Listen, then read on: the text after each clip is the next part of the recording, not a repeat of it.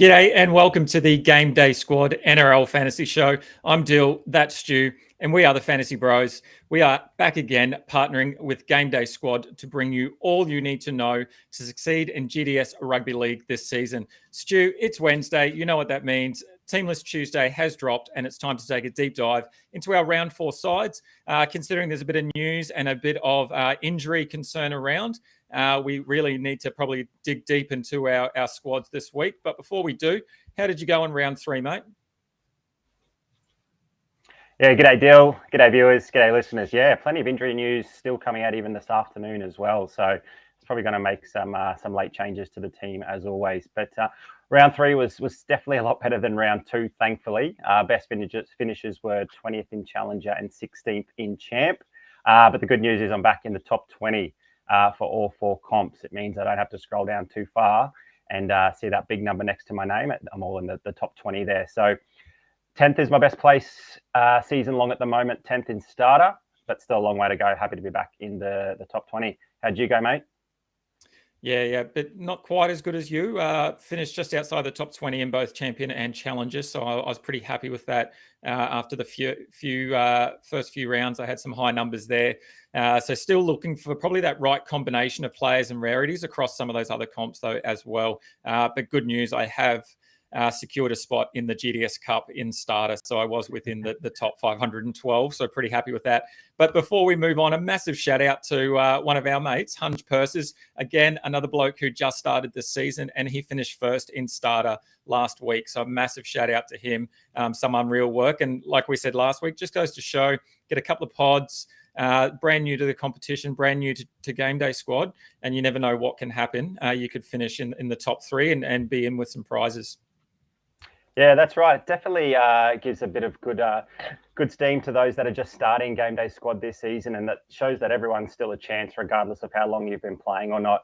You know, he doesn't have anywhere near as many cards as us, and he was even, scouring the transfer market and hitting us up for seeing what cards we had to send him his way for some starter cards. But yeah, he went really well and showed us how to do our Game Day Squad team. So we might have to get Hunch Purses on the show at some point. Good on you, buddy. Well done. Yeah, hey guys, we'll be coming to you every Wednesday night as usual. So thanks for joining us once again. Make sure you subscribe to us on our YouTube channel. That's Fantasy Bros AU, so you don't miss out on a thing. We'll each week we're going to discuss the all-important starts and sits as well. So fire through your questions through the live chat, and we'll let you know our takes, and you can either back us or run the opposite to us as well. Please make sure you subscribe to our other socials as well. We'll be posting a little bit more on TikTok and Insta over the next couple of weeks. We'll get that rolling with a whole heap of information. That's Fantasy Bros AU as well. We'll have plenty of pack and card giveaways as always. So the more you're following, the more chance you have to win. Yeah, and just on that, there's been a little bit of chat from a few people in the Discord around our pack attacks that we were doing earlier pre-season.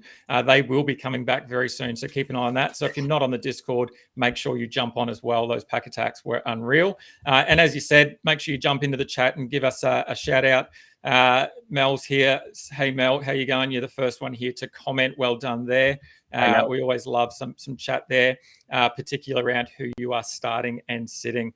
Alrighty, so it's not too late to get your team started, your squad together, and jumping into Game Day Squad. Obviously, you've missed the first couple of rounds, but just like Hunch Purses, if you win the week, you win a whole lot of prizes and some cash as well. So simply download the app or go to the Game Day Squad website, create your account, use our promo code FBRL25, and you'll be rewarded with a 3x9 player common pack just for doing that. So plenty of decent cards to get your team started, as well as all of those bronze starter packs as well to jump in on that starter comp. So why wait? There's plenty of cash, pack prizes to be won each round of the NRL season. Sign up now, join us, maybe try and beat us like Hunch Purses did. Mate, what's the plan for today's show, Stu? Yeah, as always, we'll go through each position and talk about who we're playing in our starter squads. And you mentioned before the GDS Cup, that's really important kicking off this round. So we're going to be talking about all the players that we're starting in that GDS Cup round 1. So if you're the opponents of Cozzy's Killers or Stewie Moimo, you've got a bit of a nice look into who we're starting this week. And you can look to try to match us or go through some pods. That's a difficult thing, isn't it, Dill, of putting our team out there on the line on a Wednesday night. But look, we know that rugby league's a pretty fickle game, and we're going to be changing our teams pretty regularly based on injury news. And there's a bit of weather around this weekend as well. So, Dill, the GDS Cup does kick off this round. Just before we get into the hookers, can you remind our viewers what's involved there? Yeah, definitely. So remember, it was the first 512 top scorers in the starter competition at the end of last round. So you would have received an email if you were in that 512 top scoring spots in the starter comp.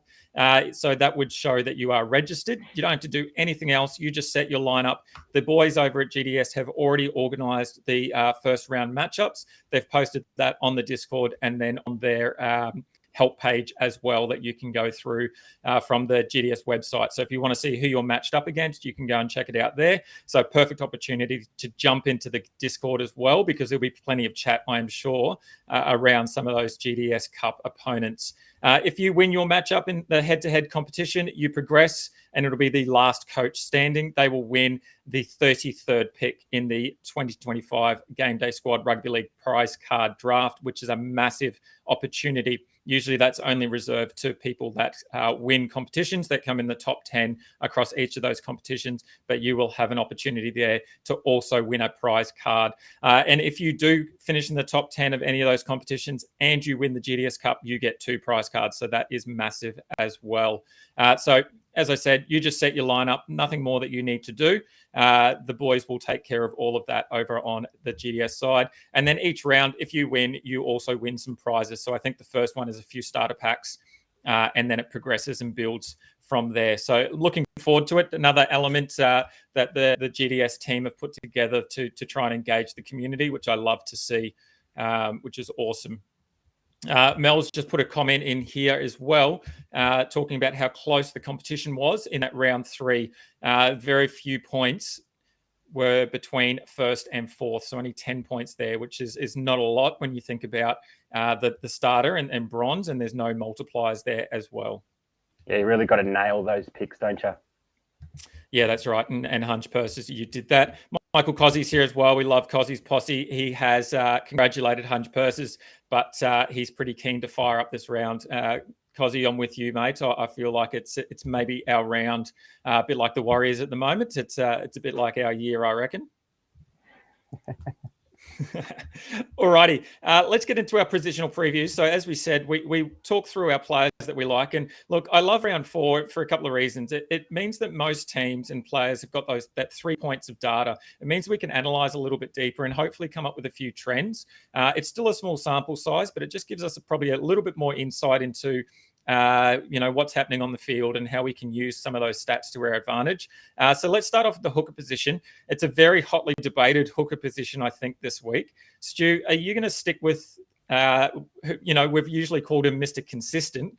At the moment, he's probably not as consistent as we like. That's Harry Grant. Are you going to give up on him, or are you sticking with him one more week? Yeah, maybe Mr. Consistently outside of the top 10 hookers at the moment. Would you believe he's actually 12th? Ranked on averages? That is ridiculous. He's behind the likes of, get this, Phoenix Crossland and Corey Pakes. Even Joey Lussick outscored him in his one game. So 12th ranked hooker, we're talking about him as a potential start. Who would have thought? At the moment, yes, I am sticking with Harry Grant, but yeah, certainly not with a lot of confidence.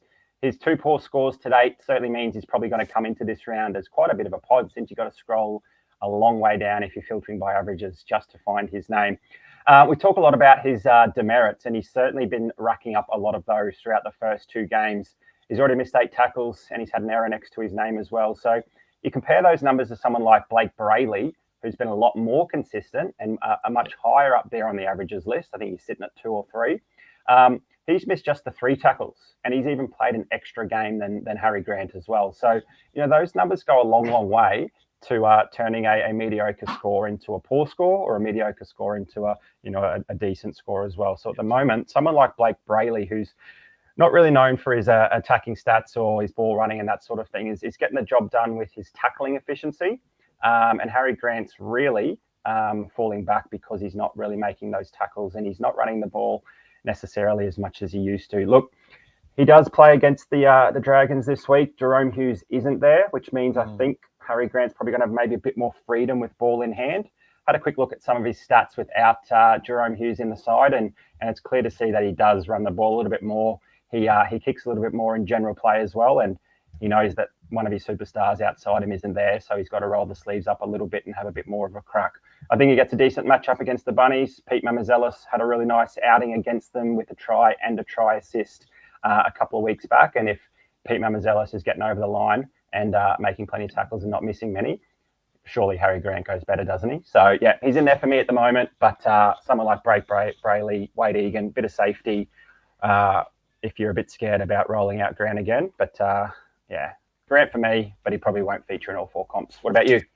Yeah, I feel like I'm the same. I feel like it's quite hard to persevere at the moment with Grant. Like you said, all those demerits. He's thrown away over 30 points in 2 games. So that's quite a lot considering, like you said, he's only played those 2 games. And 30 points is pretty important.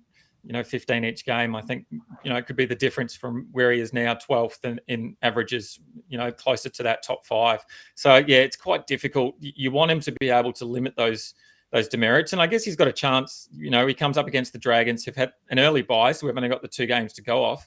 Game 1, they restricted an 80-minute hooker in Reid Marnie, so only 13.5 points. But then, as you said, Mamazelis had that 61.5 point GDS point game. So I think at this stage, it probably makes sense to stick with Grant and hope he makes every tackle and then adds a few attacking stats as well. But I really like the Brayley shout as well. I probably wouldn't go so much to say he's a point of difference, but I wouldn't bat an eyelid if you're going to go Brayley over Grant, and I think I'll probably go that way with a couple of my squads as well, as you said. Look, Brayley's averaged almost 50 GDS points through mostly tackles. He's averaging 46 tackles per game at an efficiency of 98%. So as you said, he's missing very few, only the couple so far through those 3 games. He comes up against a doggy side as well, who allowed 40 GDS points to starting hookers. So it doesn't sound like a lot, but that's actually ranked 3rd for points allowed to all hookers across the competition so far. So I think there's a decent opportunity for Brayley to continue his more consistent way. And that's probably where I'm leaning for a couple of my squads, and then sprinkle Harry in across a couple as well. We've got a question here in Skip. He might be showing his hand. If you had a legend Starling, would you play him this week? I'll throw that to you first as a avid Raiders fan. What do you think? Gee, legend Starling. Good on you, Skip. Hey, thanks for joining us, mate, and firing that question through. Yeah, look, legend Starling was looking really good after 2 weeks. We saw a bit of a down game from the Raiders, and maybe Sticky was a bit fed up with Tommy Starling only giving him 53 minutes. He saw 68 and 70 in those first 2 matches, and down to 63 is a bit of a bump, 15 or 17-minute bump from that previous outing. So, look, that certainly impacted his time on field, and he obviously needs time out there to make those tackles and make those runs. He only ran for 29 metres against the Seagulls. Yeah, it was a bit of a weird game. Manly just were all over them, particularly in that first 40 minutes. And as a result, he only ran for 29 metres. He ran for 76 and 127 in the previous 2 weeks as well. And that's where he was sort of tearing teams apart and racking up some fantasy points. I don't like, just relying on last week only. He obviously passed the eye test in those first 2 rounds and was looking really good. But then Ricky's obviously given Owen Paddy a bit more of a run as well. And hookers is that spot you really want your player on the field for as close to 80 minutes as possible. That's why, Api Coruscant would be someone on the top of our list almost every single game, but he's spending 20 minutes on the bench as well. He bailed himself out with a really nice try assist and try in the back end of that comeback last round. But, even then, 60 minutes isn't necessarily enough. That's why we like the Brayleys and the Harry Grants of the world. So a long answer short, Skip. I'm glad I don't have to make that decision. There's only one of us in the world that does, and that seems like it's you. For me, I'd probably just want to wait and look and see how Sticky's using the boys again. The days of Starling scoring 60-plus GDS points might be short-lived, unfortunately. Yeah, I tend to agree. I do think the Raiders are going to have a big game after that horrible loss there over at Four Pines, and I think they're going to go up to North Queensland with a bit of revenge on their mind. I'd say Sticky probably got into them a bit throughout the week, so I think they're going to have a big game. But you're right, the loom looming factor for me is Owen Paddy on the bench. He's come on the field and he's looked good, and he's probably taking some of those minutes. And yeah, let's wait and see and have a look at what those minutes look like after 4, 5, 6 games. But I feel like it's probably going the way of, maybe a 60 20, maybe a 55-25 split. And yeah, like you said, I don't necessarily like that. I'd rather my hookers on the field as long as possible to rack up as many base stats as possible. You also touched on Api Coruscant there. Melissa is pretty keen potentially to play him, as is Michael Cozzi below her. For me, like you said, Api's, he's potentially back to his best, following that early game off, and then sort of the reduced minutes there. I think he's still got that reduced minutes in him, like you said. With that addition of the try and the try assist, his score obviously looks a lot more inflated. But you go back to the week before, and he had a score of 25.13, which is pretty low against a Parramatta side that is sort of letting everyone score. So yeah, I'm a little bit concerned about Api in terms of GDS scoring. I think he's an unreal player on the field, and he's doing a really good service to the Tigers at the moment, but he's having quite a big spell through the middle part of the game, and you just can't trust those minutes turning into a large score for him, outside of him potentially getting over the line, which we know he can do, and then maybe even a try assist as well. But we can't bank on that every week. So I think for me, the safety, and like we always talk about, we play our fantasy sports pretty safe. Harry Grant, and if you're off Harry Grant because of his demerits, then I think Blake Brayley is your answer, and I think he'll be in a lot of squads across most competitions. Yep, with you there, mate. Let's jump on to the middle. Yeah, middles. Now, mate, do you want to kick us off? Obviously, Watson's out due to that concussion. Is there any need to change your thinking from last week, even though Watson's not going to get a start? Yeah, it's a bit of a blow, isn't it? He was going really well playing that sort of hooker lock hybrid role, plenty of tackles through the middle, and then plenty of runs as well. We saw how damaging as well, and he backs up every play as well. So he's always a chance for a try from further out as well, not just crushing over from dummy half. But yeah, a bit of a blow for owners. For me, that just makes decisions a little bit easier this week. I'm just going to play with a bit of a straight bat. And although these guys aren't the top 5 averaging players, they're probably the 5 guys that I can rely on the most, that have been there and done it before. They've shown glimpses this season, some of them, but I'm going to put my faith in them, and I'm going to run out Haas, May, Yo, Fanua Blake, and Tino. That's a deadly 5-player combination right there. And if they can all put it together and put their best performances on the field, those 5 are going to score plenty of points. We've obviously seen how good Haas and May have been. Yo and Fanua Blake, by their standards, have been a little bit below average, but it's not really they've become any worse players in 2 or 3 matches or an off-season. It just hasn't quite clicked for both of them, and their clubs have been maybe a little bit clunky, and a couple of injuries, particularly around the Panthers, hasn't been great for Yo. But look, they've been doing it for years, and I don't see any reason to jump off them right now. We've got a couple of names on the screen there that actually might be some pretty decent pivots, and I know you're pretty keen on one of them. You're going to run out Spencer Leniu, are you? Yeah, I think so. My sort of thinking is similar to you, Yo, Haas, May, and Fanua Blake. Before I touch on the next couple, I think the thing about Yo and Fanua Blake that's important to remember is you look at their role in the side, and you look at their minutes, and you look at their style of gameplay. Nothing's changed, really. We talked about Fanua Blake losing a few minutes in a bit of a drumming the other week, but outside of that, he's been pretty consistent to what we saw last year.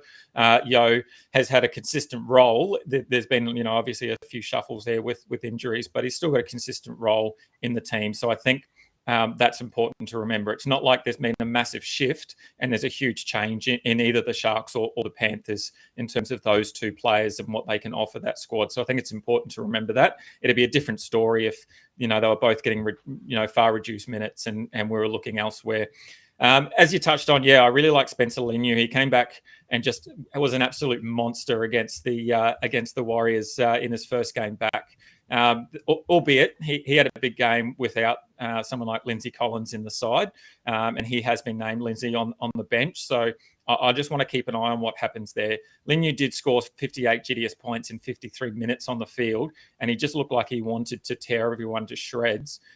He was just racking racking up the points through tackles, run meters, and then a massive 6 tackle breaks as well on top of that. He comes up against a Titans team who have allowed only an average of 37.5 GDS points to middles. To all middle forwards. That actually has them ranked 3rd across all middle forwards and teams. So obviously the bench come on and they play in the middle and they don't score as many points. But yeah, that still has them ranked 3rd. So there's obviously an opportunity there for Lenu to score big.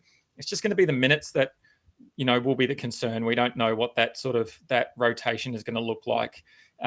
With a few of the other players there performing quite well over the last couple of weeks. They were in that game with the Warriors pretty much the whole game, really. And then the week before, they obviously touched up the Panthers as well. So they're getting back into some form, and their defensive woes from the first week have sort of disappeared. So it'll just come down to what that final bench looks like. But it's an easy pivot to go to Tino, who seems unstoppable in terms of the minutes that he plays. I think he went off for 3 minutes, had a rest on the sideline for 3 minutes last week, which is insane. Yeah, ridiculous. I played him in a couple of squads and got a bit upset when he left the field, and then walked away, came back, and he was back on. So he's insane. He obviously didn't score as many points as the first week, but I think we know what his minutes are going to look like. So yeah, it'll be a pretty easy pivot for me. The other player that I don't mind, I spoke about him last week very briefly in terms of what he does on the field, and that's Max King. I said last week he just gets on with his job. He doesn't do anything too flash. We don't really hear or see his name come up too often, but he's pumping out the points. He's playing an average of 49 minutes for the Doggies, and he's pumping out more than a point a minute. He's averaging 53 odds, 53 and a half GDS points. So that, again, someone might want to play a little bit safer and know that Max King is going to go out there and do his job and rack up your 50 points, and you're happy with that middle and you move on. So that's a pretty decent floor to be playing with in terms of your middle. So I wouldn't be upset if people were playing Max King as well, and that might be someone that I might chuck into a couple of sides just to get a little bit more consistency as well. Yeah, interesting call there on Max King. Obviously gets through plenty of work when he's on the field, but yeah, it's just unfortunate that we know that they're obviously the hooker in Reid Marnie there plays 80 minutes each and every week, so they don't really have that utility on the bench to make their middles play a bit more minutes. But just having a quick look through his stats, he hasn't scored a try since 2019. I think that's a big difference between blokes like him and some of the other guys there on the screen. But they've got a bit more try scoring or attacking upside. Yeah. The fact that we don't hear Max King's name mentioned means that he just goes about his business, makes plenty of tackles and runs, but that's it. We hear about Tino and May all the time because of they're not just doing the work, but they're breaking the line, or they're putting blokes through with offloads, or they're crashing over themselves as well. So although King might be a little bit more effective or more efficient maybe in terms of his tackling, or some of the time that he spends on the field, it's the other blokes with a bit more upside that I'm always happy to play for. And if they don't get the attacking stats and King does outscore them, it would only be by a handful of points or less anyway, so it's not like a big loss. So yeah, you're going for that bigger score, and if it doesn't come off, then it's not going to bite you too much. But that Lenu watch is pretty interesting. Looks like he's taken the responsibility on in that pack a bit more, obviously with JWH and Terrell May leaving. It looks like he's just come back in wanting to stamp his authority as the leader of that pack now. So him and Collins are definitely going to be a nice little combination for those clubs. But yeah, he's another guy that just hasn't spent enough time on the field. He did make 6 tackle breaks on the weekend, so he's obviously running with a bit more vigor, a bit more intensity, and I just question how long maybe that lasts, if it's a one-off thing. And yeah, the other blokes on the list probably a bit more likely to do some damage for me. Yep. Totally agree. And like I said, that's an easy pivot if I want to go from Linu to Tino, because they are playing each other. So, I'll know an hour before kickoff exactly what I'm going to do. So I think that's nice and easy. Alrighty, let's move on to the edge forwards. And I said last week that it was a bit like spin the roulette wheel and see which 2 edge forwards it lands on. I landed on Nikora and Preston last week, and they were okay. They were a pretty decent combo. Preston played pretty well. Nikora looked like he was ready to explode early, and then didn't really exactly light up the rest of the game. He sort of went quiet in the back end of the game, but he did have an opportunity to score again. He just got tripped over just before the line, so that was a bit upsetting to see. But this week, I think we've both gone the same way. You're looking at Katoa and Olakau'atu. Do you want to give us a bit of insight into why those two blokes? Yeah, I just like both of their matchups this round. We've got Katoa up against the Dragons, but no Hughes next to him means he might not get that same quality ball that he normally does. So I had a quick look into the stats of when he plays without Hughes, and it's not actually that bad. Plenty of 50s and 60s, and he still gets plenty of attacking stats as well. So look, I'm happy to back him in. It is roulette, like you're saying, and when we look at the top averages, Katoa's up there, Fermor's up there. Hutto Young is up there as well, but he's scored a couple of tries. All these blokes that are at the top of the edge forward lists are scoring tries. And then there's like Toby Couchman, and then Jacob Preston, even Bullimore's up there in the top 10. So for me, Eli Katoa is a pretty comfortable one for me up against the Dragons. That left edge of the Dragons are definitely pretty good in attack. So they'll want to run the ball at them a lot. And make them do plenty of tackles. So the likes of Holmes and that sort of thing is doing plenty of defence. So I can see plenty of traffic going that way. And we know Holmes is good for a bit of a brain explosion in defence as well, sort of racing up, trying to put a shot on, leaving some gaps.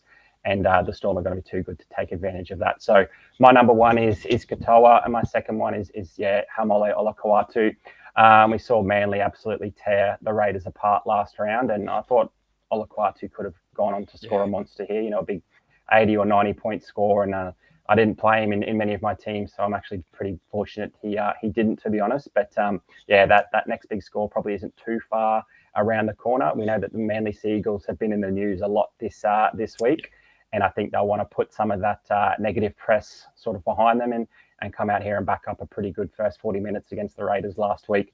They don't really have you don't really get a much better matchup at the moment than playing against the Eels in your own backyard. And that's exactly what the Seagulls and Haumole get to do. So I'm actually going to load up on plenty of players across that right-hand edge for the Seagulls. And I think Haumole's going to cash in here. He's probably going to run over the top of that left edge defence there as well. And I can see, particularly if the weather's decent, I can see Manly putting on a big score here. And we know that Haumole normally goes well and finds the try line, whether it's off that nice line, a short ball, or even a kick.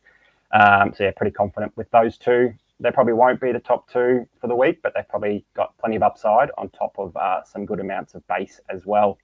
No, yeah, we'll definitely see Ethan Bullimore score 2 more tries and outscore Olakau'atu by about 20 points. I'm also on both of those for pretty much the same reasons. Look, the Eels' horrible left side defence, they've allowed an average of 67 GDS points to right side edges in attack so far this season. So, that should be an easy option for a lot of coaches to just go Haumole and hope that he just has a massive game against that horrible left side, and we just let the feasting continue on the Eels, and they just have a horrible season, and we move on from them, and they move on to next season, probably looking ahead already. I think Jason Riles is going to wake up call for sure. But Eels fan. Yeah, the other one, as you said, is Ali Katoa, and he won't have Hughes feeding him, but we've seen like Tyson Wishart come out and have some massive games when either Munster or Hughes has been injured. And the Dragons, although they've limited right side edges to an average of 34.5 GDS points, which is slightly above the average of the rest of the competition, they've allowed right side halves an average of 53 so far this season. So if Wishart is playing there and feeding Katoa some decent short balls like we've seen in the past, or putting a grubber through for Ellie to jump on, I think Katoa has that opportunity to have a big game. I don't mind the Katoa shout, even though the stats might not necessarily back him up. But again, I wouldn't put it past anyone if they wanted to go with that tried and true method of Preston and Nakora. Fermor seems to be scoring well in a team that have plenty of points in them, albeit with Keanu Kinney looking like he might have a season-ending injury potentially. I know it's a neck issue and they haven't called it yet, but it could be a season ender. So that's obviously going to be a massive blow for the Titans' attack. And we're not quite sure yet how that impacts people like Fermor and Fafita. And Fafita's definitely off my radar until we see some more minutes from him, albeit he came on and had a pretty good try there and scored some decent points for anyone that did stick by him. So, yeah, I think that the safe plays, again, based on the stats, Olakuatu and Ali Katoa. And then if you want to sprinkle in some Preston and Nakora elsewhere across your squads, I wouldn't put it past anyone. There's going to be that blow-up game, isn't there, for Fafita, where he just catches everyone off guard and either is a late inclusion into the side, and we've already played our edges and our bench forwards, and no one can jam him in, and he's just going to have that blow-up score, and then everyone will be scrambling it to play in the next week. We just got to work out when that's going to be. At the moment, it doesn't look like it's going to happen anytime soon. But, if you're looking for a bit of a pod play, particularly in that GDS Cup, if you're up against Dill or I, you might need to look to plug in for Feeder and go for a bit of upside there. I'll tell you when. I'll tell you when he's going to have that game, and it'll be 2 weeks before Origin, and everyone will question why he's not picked for the Origin side. That'll be what happens for sure. Yeah, fair. Yeah, we've seen that all too many times before. Alrighty, let's move on to the halves, and again, obviously, the big blow to most coaches is that there is no Cleary and no Hughes this week. Hughes out for a number of weeks, and Cleary out for at least this week with that concussion, which was a pretty bad one, and meant he left the field pretty early in that game, and we only saw about 7 points from him. Fortunately for most coaches, it didn't impact them too much because pretty much everyone played Cleary, but those people that didn't, you found yourself probably at the top, and I'd suggest that Hunge Purses over in the starter comp probably didn't play Cleary and went elsewhere. So I think the simple play for most coaches is going to be Hines, and then the two that pair up with him is going to be sort of the question there, and there's a number of names that we can talk through, whether that's Reynolds, Humphreys, Fogarty, DCE, Jaden Campbell even had a massive game on the weekend. Where are you looking for your two? At the moment, I'm sitting with Adam Reynolds and DCE. We saw what Reynolds did against the Cowboys last week, and it wasn't like the Broncos, ran away and won by 50. It was a fairly tight contest, but Reynolds was just incredible. He looked, a number of years younger. He didn't look like that old man with old legs. His score of about 96 was absolutely incredible. So no need to jump off Reynolds, particularly when they're up against the struggling Dolphins as well. I see this being a fairly similar played game to the Cowboys game last week. We've obviously got a lot of weather here in Brizzy though. I don't think that's going to be too much of a negative for Reynolds or the Bronx. If anything, it's going to make, the Reece Walshes of the world a little bit more slippery. Reynolds' kicking game is going to be supreme here in the wet. And he's still getting through plenty of base and making some good tackles as well. So, love what I saw from him last week. No need to jump off for me at this stage until the draw gets a little bit tougher. Then the third pick for me is between probably DCE or Jamal Fogarty. I know you're pretty high on Humphreys, so you can talk a bit more about him shortly.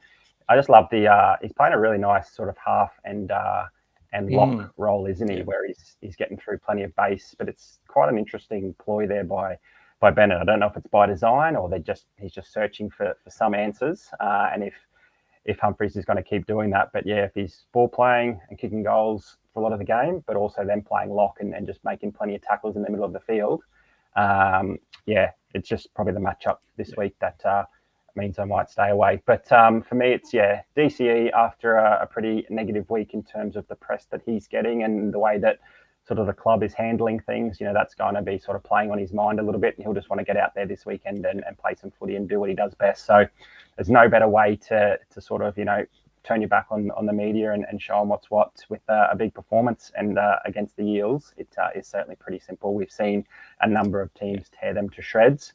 We've spoken about the importance of playing Haumole and the upside that he brings.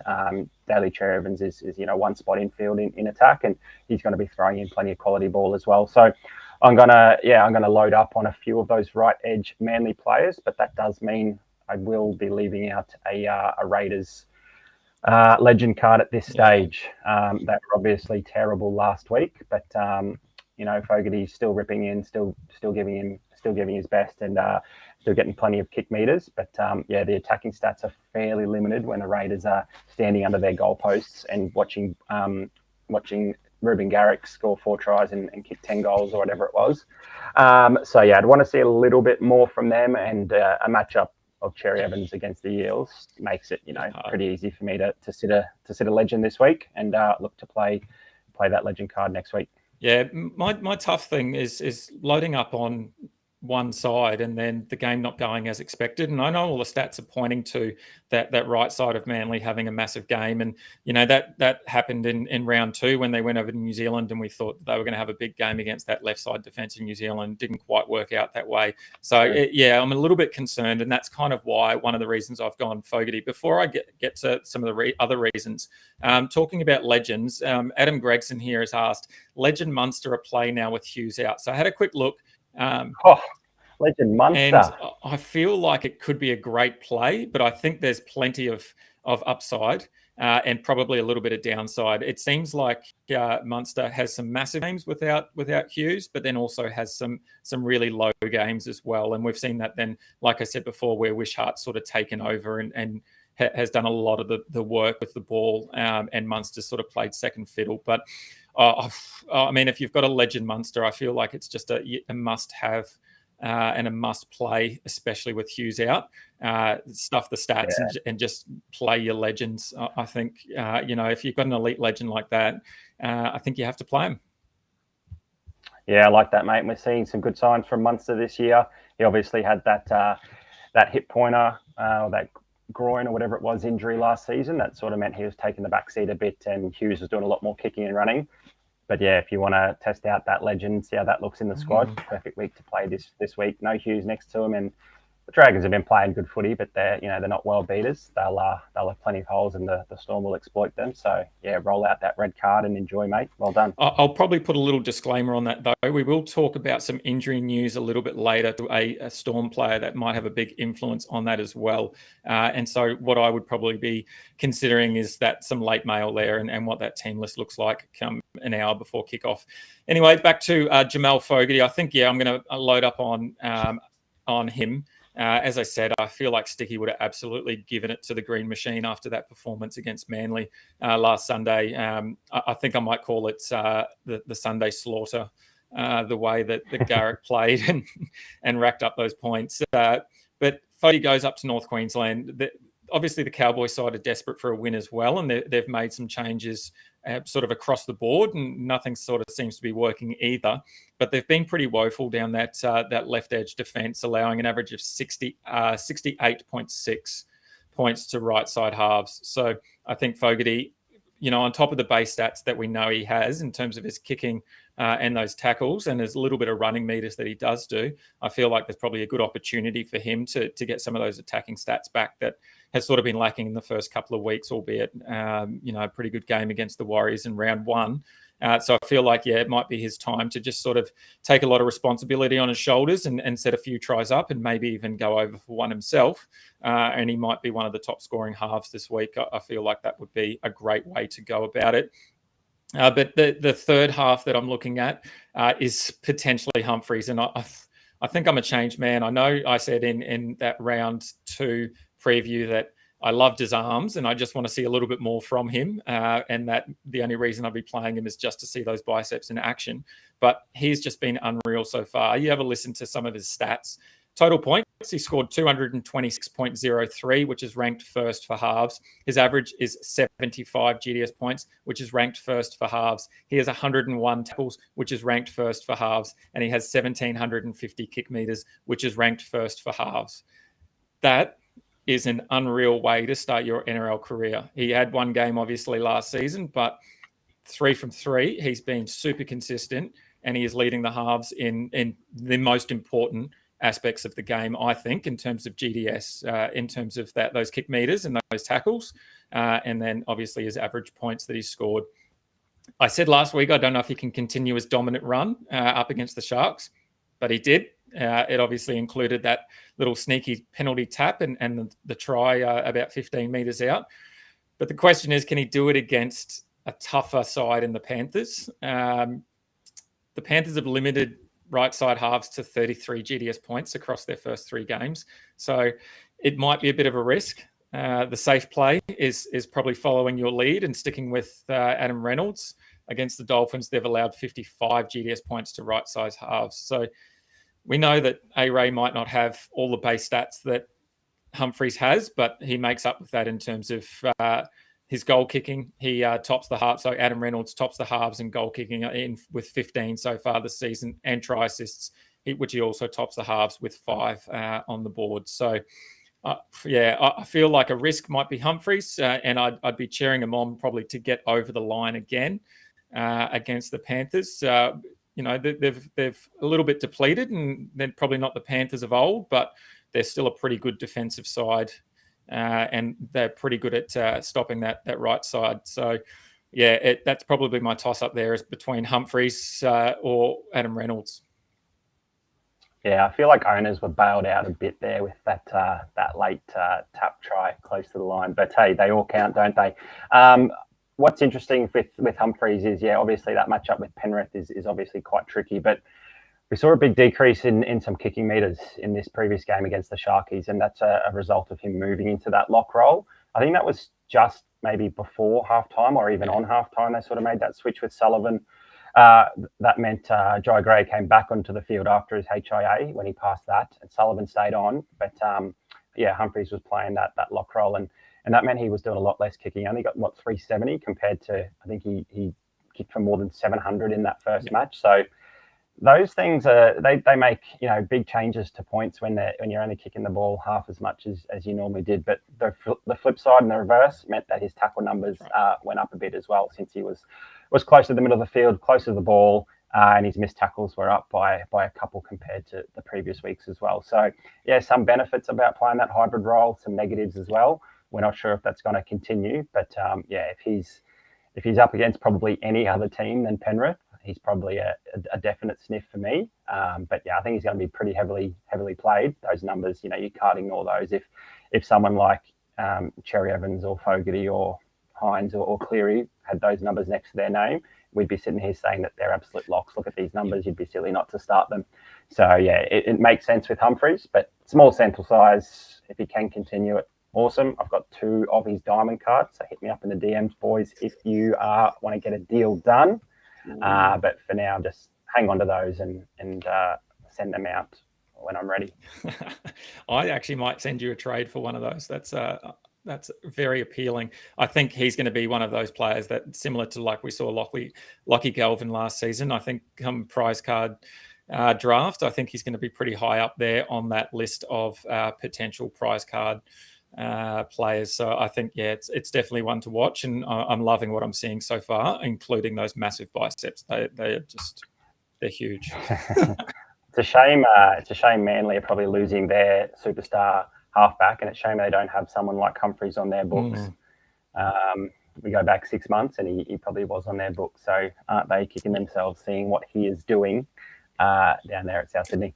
All right, how about we get cracking into our centers? Let's jump into the centers, and I'll get you to kick it off because you've got a potential pod player maybe. Again, the moment that you say his name or show him on the screen, he doesn't necessarily become a pod, but you're looking at Alamotti there for the Panthers up against a Bunnies side. Talk us through why you think Alamotti is going to be a massive score this week. Yeah, the Bunnies have been letting plenty of points in to the opposition left-hand side. We saw Kale Iro and Ronaldo absolutely tear them to shreds last week. And it's pretty easy to score tries as well when the defensive winger walks into the in-goal and sort of watches the attacking winger dot the ball down without laying a hand on him. Wasn't that something unique you don't really see very often from, was it Mika Ravalawa? That was pretty funny. So, he'll obviously be smarting from that and hoping to stay on his defensive line. But look, that Bunnies right-hand side, they don't even have Campbell Graham there anymore. So that defensive side becomes even worse now. And Penrith Panthers are going to take advantage of that, even if they don't have Nathan Cleary on the park. So that means, I feel like Paul Alamotti will be lining up on the left. We obviously saw a bit of a shift last week to sort of, overcome some defensive frailties. I think maybe around sort of Casey McLean, and that's probably a reason why we see him named in the reserves this week. That did see Brian To'o move over to the left. It'll be absolutely gold for our winger spot if To'o does play on the left. I'd love to see Alamotti line up there because I'll definitely be playing him. But even if To'o does stay on the right and left and Alamotti to the right, I think he's still a pretty handy play because we know that the Panthers are going to score points. We know that the Bunnies have been allowing plenty of points, but Alamotti's going to be kicking goals as well. Cleary's out, Dylan Edwards is out. Alamotti's been kicking them pretty well. If we're expecting the Penrith Panthers to score plenty of points, they probably come down the edges, through To'o, through Alamotti, and then Alamotti's going to have that chance of kicking those goals as well. So, yeah, if he wasn't kicking goals, I'd probably, be a little bit less likely to play him. But if I see some of the pre-game and him lining up on the left and also practicing some shots at goal, I'll be licking my lips, and I think a few other people are going to be following suit and slotting him into their centre spot as well. So Garrick for me is a bit of a no-brainer after we saw what he did last week, which means he's probably going to go sub 30 this week. Sorry, everyone. But he plays the Eels. He's got a red-hot attacking outfit around him. Turbo should be back. I don't know how Garrick doesn't score more than 4 tries. He did that easily last week. He's got the Eels, an easier opponent. Better players around him now. That means he's scoring 5 or 6, doesn't it? Garrick and Alamotti for me. It surely will be a bit of a pod, but I think a few other people have already spotted him and have probably already got them into their centre spot as well. Yeah, just on Garrick as well. He scored 118 GDS points, 4 tries, and however many goals he kicked. I don't think he's going to repeat the effort. I don't think he's going to replicate it, but he's still got an opportunity to get close again. So we know what he can do down the right side, and we know what he can do with his boot as well. So I think that's a no-brainer. And it's one thing I don't like. I don't like chasing last week's points, but with the matchup against the Eels, I think it's hard not to. Then, like you said, that second centre spot sort of up for grabs. Alamotti's a great shout. There's home against the Storm. It's not as enticing. Storm allows more points to the right side centres than the left. Cobbo was super disappointing last week for coaches that jumped on him in what looked like a soft matchup. And then, as you say, Alamotti's a great option against the Rabbits. I think I'm going to play safe, and I'm going to stick with Herbie Farnworth. I think he could be close to matchup proof, and I say that with a limited sample size. He has only played the Rabbits. The Knights and the Tigers have been pretty good, in the first few games, although we saw the Knights have a horrible game last weekend.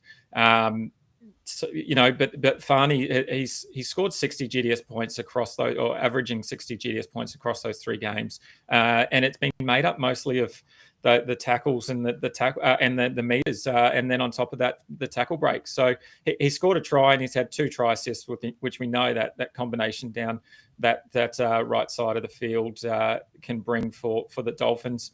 And I did say a couple of weeks ago, I'm just not convinced with the Dolphins and the moving on of Wayne Bennett and what they've got to offer. But I think, like I said, Farnworth probably a little bit matchup proof. He tackles his ass off. He runs as hard as he can, and he more often than not gets a couple of attacking stats on top of that. So I think I'm happy to just run him out again.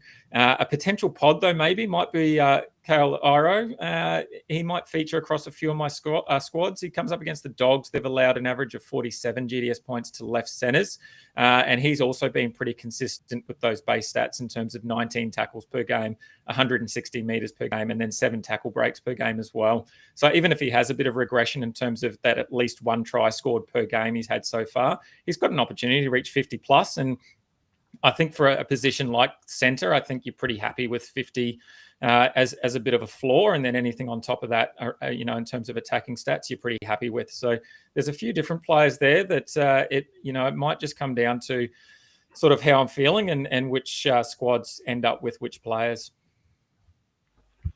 Yeah, Iro's a great shout. We saw him only score 1 try in about his first 10 or 12 NRL matches last season, and then he ended the season with about 6 tries in his last 7, and he started this season in a similar vein of try scoring form. So he was sort of seen as the guy that promised so much at the start of his career, but he was just unable to find the try line. But he's doing it pretty consistently now, and obviously forming a really formidable combination there with Ronaldo.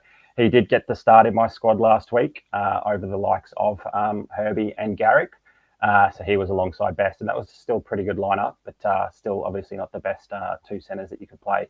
For me, Farnworth, great play this week. He's only scored the one try, set the 1 or 2 up this season, and still averaging really nicely. And we saw him, tick over 70 nicely with a try. And there's going to be more to come. He breaks plenty of tackles, and he's another guy that just love to put the arm under the ball and have a carry. And you can always bank on those safe points from him. I'm going the upside with Alamotti, but yeah, Farnworth will probably find a way into a team or two of mine as well. And just quickly before we move on to the wingers, Mel, I talked up Jamie Humphrey's arms so much she had to Google them, and she was not disappointed. She said he is a bit of a unit, and that's exactly how I see him. And then Mel has also gone out on a limb, and for her pick of the week, she is saying Garrick another 100 plus in that game, although she has prefaced it with probably wrong, but let's go. We need hope. I agree.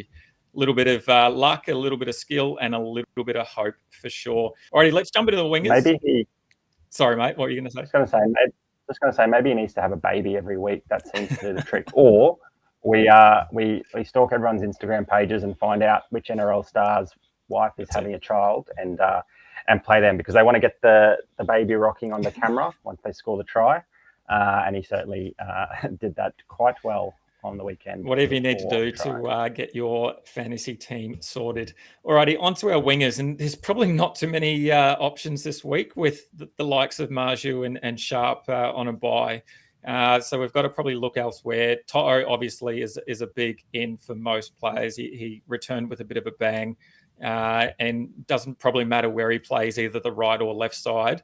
The Bunnies seem to be pretty susceptible to both sides, allowing 55 GDS points to left side wingers, and then right side allowing actually 77 GDS points to wingers so far. So it probably doesn't matter which side he lines up. We know what he can do, and I talked about it last week. He makes his points up in tackle breaks, in run meters, and then the odd try or two, and we saw that as well. So I feel like, To'o along with Alamotti could be a good option there, running both of them in your side.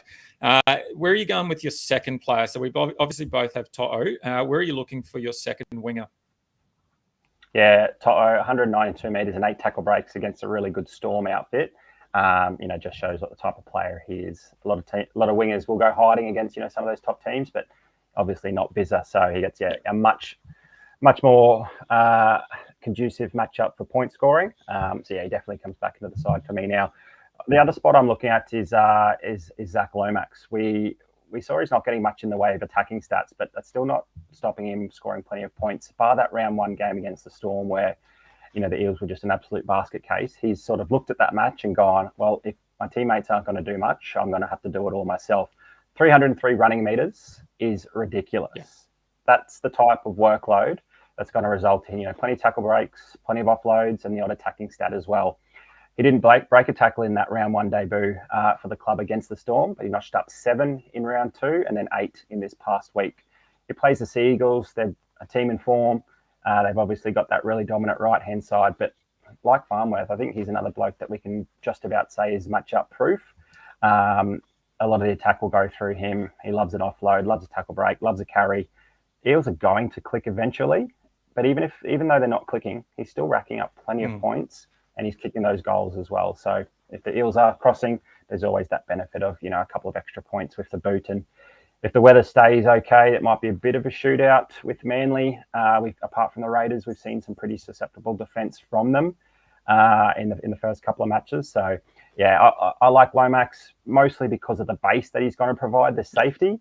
But then there's still plenty of opportunity for some ceiling there in some tackle breaks, some offloads, and then any attacking stats is going to be pretty handy as well. Yeah, I'm with you. Like, some coaches might say, well, why not play Jason Saab in an easy matchup? But again, that's sort of in the back of my mind. I don't want to load up too much on the same team and it go horribly wrong for me and blow up in my face. So I'm also going to go Lomax. And like you said, surely at some point the Eels have to start scoring some points. Look, so far, Lomax is only averaging 49.2 GDS points. It still hasn't ranked 7th for all wingers, and that's without a try and only 4 goals. So, there's plenty of opportunity there for Lomax to get a much higher score and a much higher average. We know the sort of try-scoring ability that he has, particularly when he's chasing down a massive bomb and taking that in the air as well as he does.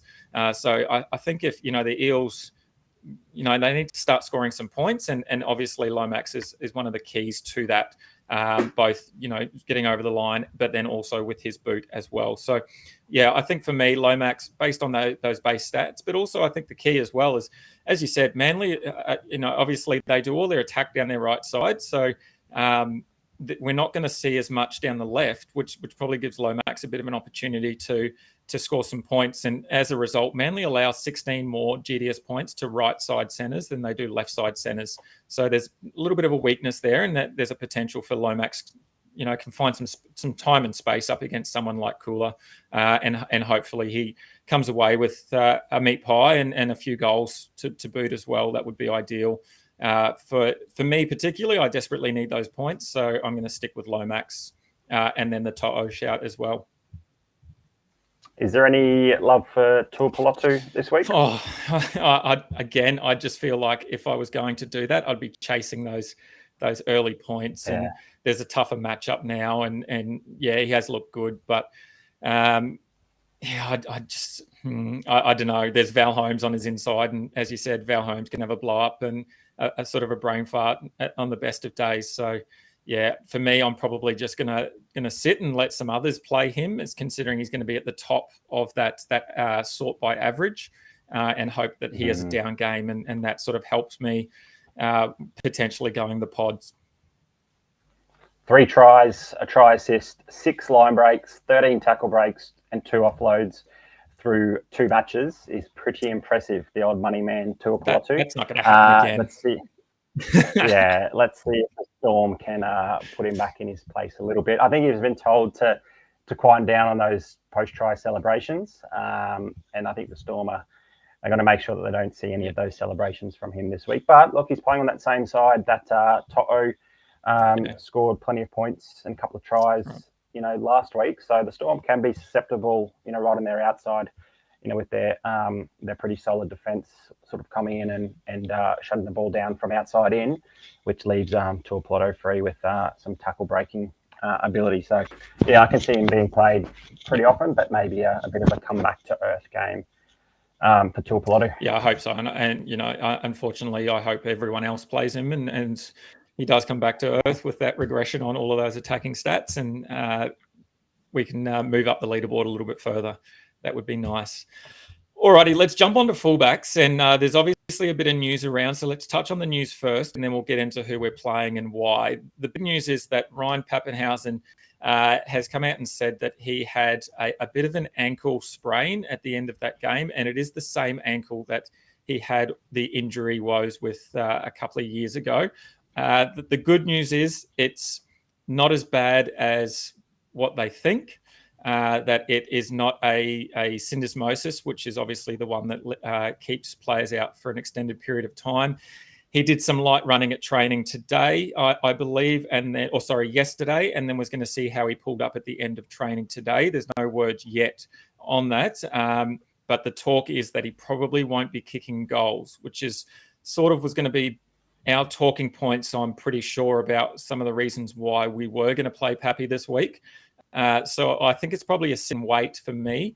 I think I'll still have him in my side at the moment, but I will sit and wait and probably do something similar to what you were going to do with Alamotti, and just see where he lines up and whether he's going to take on any of those kicking duties, maybe before the kickoff, and maybe in that warm up to see whether Pappy does have a couple of shots at goal. Is that sort of where your head's at, or are you going to do a big pivot somewhere? Yeah, I don't know. It's tough. I did have Pappy in my side, but that news has certainly changed a few things. He obviously plays Saturday at 2 p.m. The guys I like outside of Pappy are Tommy Turbo, and I don't mind that James Tedesco played this round either. But the other one I was thinking of is Dane Laurie as well, obviously getting the start there in the fullback jersey. For the Panthers, they've obviously got that pretty simple matchup against the Rabbitohs, who have been quite susceptible to points across the park. And that game is tomorrow night, though. That's the first game of the round. So we sort of have to make a decision on Dane Laurie in 24 hours time or even 23 hours time at this point, which means if you play him, then you've only got your 2 spots left for, Pappy, Walsh, Turbo, Teddy. So some pretty big players to fill into those 2 spots. I really want to play Laurie. He's been awesome when given that opportunity in the 1 jersey. He's sort of been a Mr. Fix-It. He's played all over the place. He's played interchange, 5'8", on the wing, and fullback. He had a number of fullback games last season, filling in for Edwards, and he ran 200 metres in all bar 1 of those 7 starts, and he even clocked a 343-metre match as well against the Sea Eagles. So he is just an absolute machine, a workhorse. He obviously watches plenty of Dylan Edwards from the sideline or from the bench, and obviously tries to imitate, a lot of the work that he does through the middle, and plenty of carries with the ball. He's also pretty handy with his footwork. He can make breaks. He can slice through gaps. He can break tackles. He can offload. He can score. So he's a really big option for me, but probably because it's that that Rabbitohs matchup. If it was a bit trickier, I'd probably easily be able to look elsewhere. But yeah, with the injury cloud over Puppy, I'm really tempted for Dane Laurie. And the annoying thing is I've got to make a decision in the next, 24 hours before we hear any more info about Puppy. If I do sit Laurie, that's because I'm tempted to play Puppy. But then there's a couple of pivot options to get off Puppy, either to Walsh or, maybe to Teddy, or maybe to Walsh if I'm desperate. But Bronx fullbacks have been scoring really well against the Dolphins. We know that Walsh is in a bit of a form slump. We know what he's capable of. It's not going to be long until he has a massive one, and we're going to want to start playing him in our teams again. But yeah, I think we've got a number of really good close options this week. And yeah, that Pappy news has certainly thrown a few things around. I think a few people might get ahead of the game and look to play Laurie tomorrow night. I think that'll pay off pretty handsomely. So I think we'll get a start. I'm just not sure if that'll be in the starter or the champion team just yet. But yeah, I think I'll run him in at least 1 or 2 squads.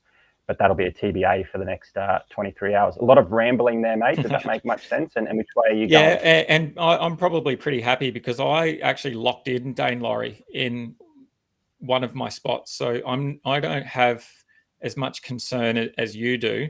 And it probably frees me up a little bit. And probably the reason is that I'm just completely off Reece Walsh. I'm done with him until he shows me otherwise. I think he has the most errors of all players in the competition, and the second most penalties conceded as well, or third most penalties conceded. So that obviously contributes to a lot of demerits, and we saw that a couple of weeks ago with his -7, and then he followed that up with not too many after that in, again, what was seen as a pretty soft potential matchup. They do come up against the Dolphins. They've allowed 57 GDS points to fullbacks, but Reece Walsh at the moment, he just looks like he's trying to do too much too quickly. He's not thinking as clearly, and I think that it's just the errors are compounding.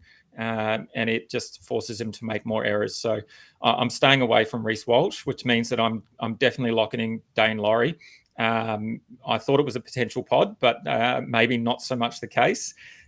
He's up against the Rabbit side. They've allowed 63 GDS points to fullbacks. That's ranked number 1 for all fullbacks in points allowed across the comp. Laurie's played 3 games at fullback last season without Cleary, and he scored an average of 51 fantasy points, which included more than 7 tackle breaks per game. As you touched on, those run meters, he had 250 meters averaged per game. And then he lost a minimal of demerits as well. He only averaged -6 points lost per game. So I'm pretty happy with that in terms of comparing that to someone like Reece Walsh. And then those 3 games, he didn't have a try, but he did have a try assist. So he's obviously got an opportunity to increase some of those attacking stats on top of the that base and power there in terms of run meters and tackle breaks against a pretty susceptible Rabbitohs team that are, keen to give up a few points to fullbacks. So I think I'm going to lock Dane Laurie in. I'm also going to lock Tommy Turbo in. We saw him rested last week, and that was just a precautionary thing. It wasn't that the hammy tightness had turned into anything more. It was just to give him a week off, and it didn't look like they needed him anyway, so that was probably a good option. And he comes back fit and firing and ready to have a massive game And as we've touched on already, that right side with Turbo back sweeping around, I think that will be just absolute goldmine for Turbo. So, yeah, for me now, it's the decision on Pappy or probably that other man that you talked about in James Tedesco, the GDS man, and whether he can get the job done on the weekend against the Titans.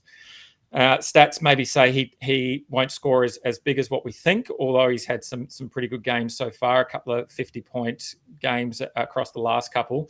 The Titans have only allowed or have limited fullbacks to 36.5 points in GDS. So, again, a 2-game sample size because the Titans have had their bye. But that pivot from Pappy to Teddy will be an interesting one, I think. And I'll be watching if Pappy does play, which, the signs say he will.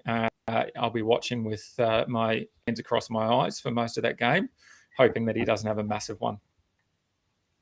Yeah, some pretty nice scores back-to-back for Teddy, and he hasn't scored a try all season yet. We know he's definitely capable of scoring tries and doing plenty of work himself. So that's probably not too far around the corner for him. So he's obviously presents a really nice floor, and with some weather around as well in a lot of games. We know that he's still going to be cutting the ball up plenty of times, and that weather probably just makes him a little bit more slippery and get through a couple more tackle breaks. And he's not scoring tries anyway, so it's not like that's going to take a shot if the weather does impact the game. So, yeah, I feel like Teddy's a pretty safe pivot. And you might even want to sit Pappy even if he does start. If the weather is around, we probably know that that's not typically ideal for an ankle injury, and he certainly won't be kicking if it is wet.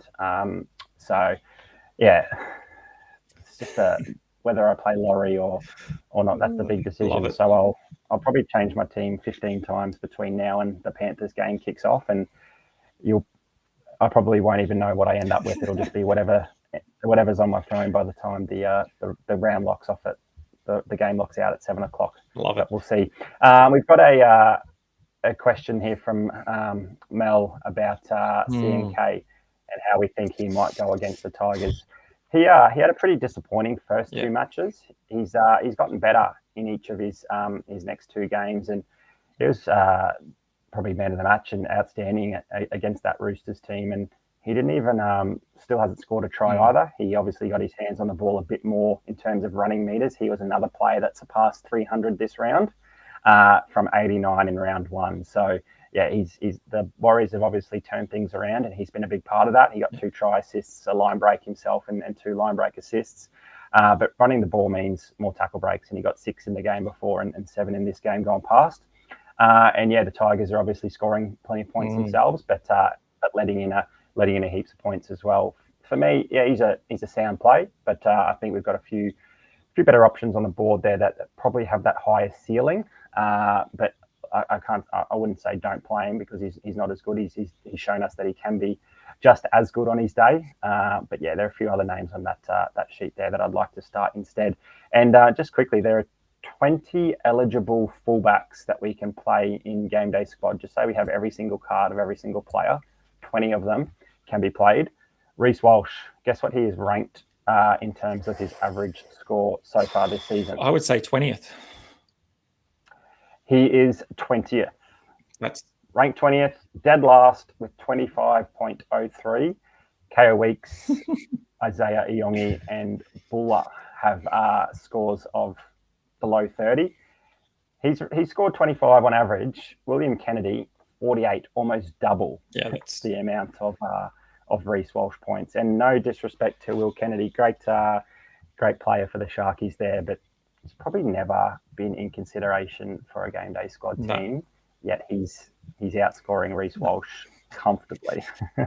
That's saying a lot, isn't it? But also, in saying that, there will be a time when he does turn it around, and there will be a few who have stuck by him and will be rewarded for that. And it might be this round. But yeah, if I played him, I'd have zero confidence, and I'd probably just kick myself at the end of the round, knowing that I could have played someone like Tedesco or Dane Laurie and over Reece Walsh. And to be honest, you might even get away with playing Kalen Ponga, who's on a bye, and he might even score more than Reece Walsh. So I think, it's probably just safer at the moment to just sit and watch and see what happens with Walshy. And if he can get those errors out of the game, then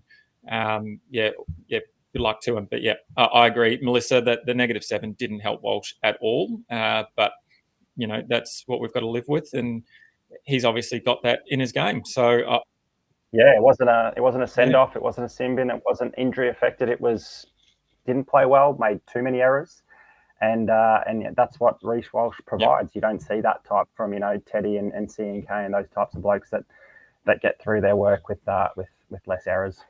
Alrighty, let's take a quick peek at our starter sides, and there's a few little differences there, albeit there's a couple of changes that we probably need to make. You can also see that we are up against a couple of coaches in the GDS Cup. Stewie Moi Moi up against Tallad's Turtles. I want to say Tallad's. And then I'm up against Simply the Best. I love those names. Simply the Best. Oh, he's probably going to be playing top Sipley, is he? Unreal. I hope he does. So yeah, there are a few differences between our sides, but like we've said quite a few times, that is pretty fluid, and we are pretty good at pivoting if we need to. Alrighty, let's jump over to everyone's favorite segment. It is Bro Down Showdown, although I am absolutely struggling. Not only did I go 3-0 or 0-3 in the last Bro Down Showdown, that is now 3 wins to Stu on the trot. I cannot seem to pick a decent 3 players at all. So I'm going to open a rare pack, as always, a 3-player rare pack. And usually what would happen is Stewie would get up 2-1 and he would give one of the cards to the viewers. Are you feeling generous today, mate? What are you thinking? Are we going to open the pack and you're going to take all 3, or what are we going to do? No, I'm feeling generous today, mate. I think we always talk about, people being in here, supporting us, getting involved, asking questions and that sort of thing. Melissa and Michael Cossey, they've been in here just about every single week. Let's give them away today to those 2.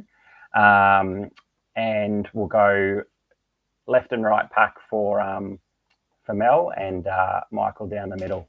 Perfect.